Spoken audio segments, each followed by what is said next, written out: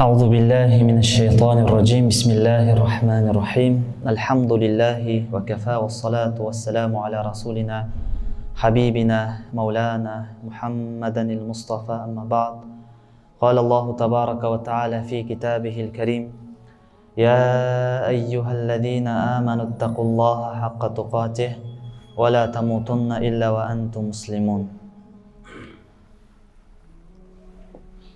Барлық мақтау әлемдердің Раббысы Аллах Тағала тән бізді жоқтан бар еткен. Аллах Тағала сондай ұлық, еш нәрсеге мұқтаж емес. Бізді жоқтан бар етті. Хуар-разақу зул қувватил мәтин деген Құранда аят бар, сүре. Хуар-разақ дейді. Ол ризықтандырушы зул қувватил мәтин, өте мықты бір күштің иесі дейді. Аллах Тағала бізге мүмкіншілік беріп жатыр, өзіне құлшылық қылуға, мешітке келіп намаз оқуға. Енді бір пайғамбарымыздың саллаллаху алейхи уассалам насихатын айтып кетейік. Дұшпанмен және доспен қандай қарым-қатынаста болу керек екенін пайғамбарымыз саллаллаху алейхи уассалам бізді үйретті. Доспен қандай қарым-қатынаста болу керек, тіпті дұшпанмен де қандай қарым-қатынаста болуымыз керек. Пайғамбарымыз саллаллаху алейхи уассалам иътидал дейді, яғни орта жолды ұстануды үйретті. Доспен де, дұшпанмен де. Яғни жақын досымыз болса, оған тым қатты сенбей, немесе өзіңізді, мінезіңізді толық көрсетпей, мәміле жасау керек. Бізде қазір сондай бір әдет бар да, достардың арасында өзіміздікі ғой, түсінеді ғой, өзіміз ғой деген нәрсені көп айтып, достарымыздың алдында өз абыройымызды түсіріп аламыз кейде. Өзіміздікі ғой деп, көп күліп кетеміз, көп ойнап кетеміз, жаман қылықтарымызды көрсетіп қоямыз. Пайғамбарымыз саллаллаху алейхи вассалам ондай нәрседен бізді сақтайды.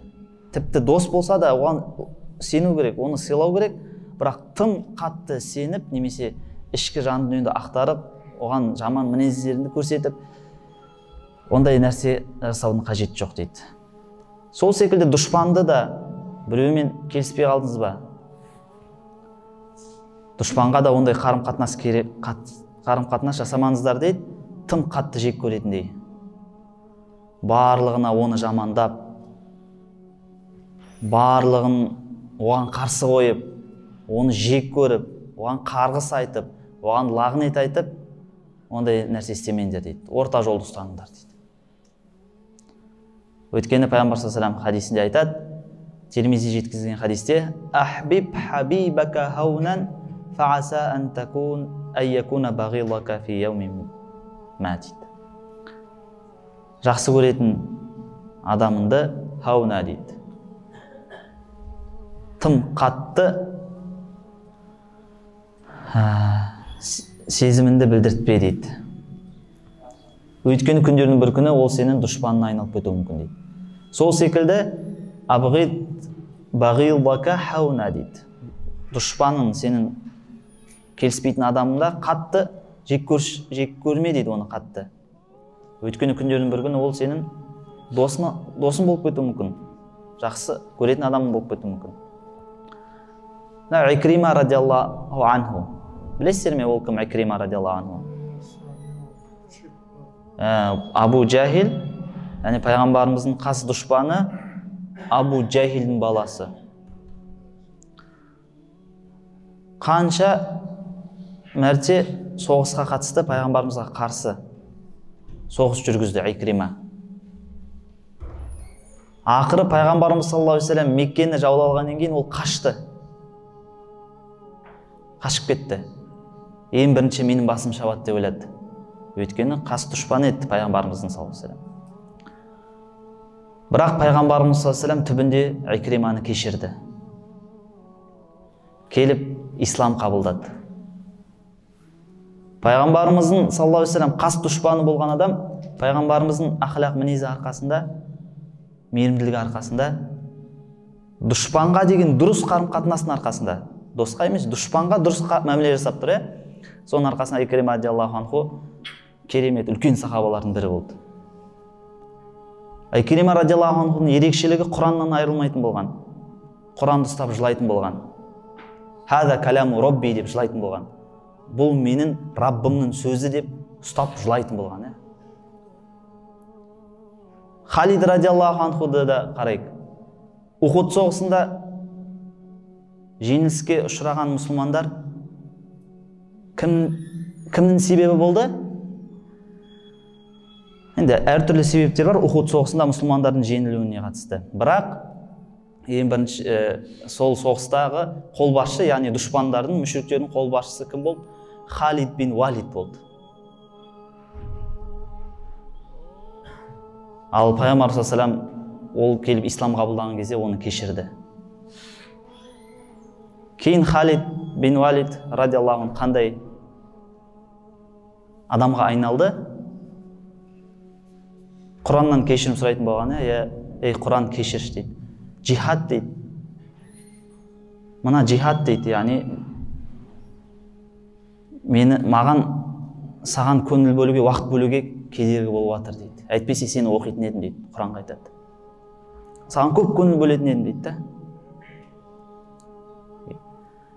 Ондай мысалдар өте көп. Сондықтан қазіргі уақытта біз өте пайғамбарымыздың насихаттарына өте зәруміз біздер. Ешқашан пайғамбар секілді, Мұхаммад саллаллаху алейхи ва саллям секілді біз тұлға таба алмаймыз өмірде. Ешқашан толық.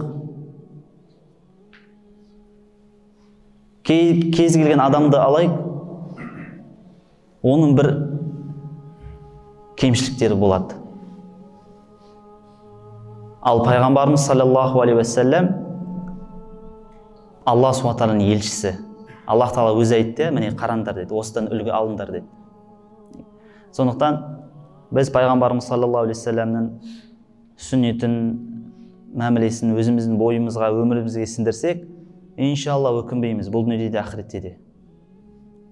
Еш өкінбей кетеміз бұл дүниеден, және ақыретте де абыроймен тірілеміз.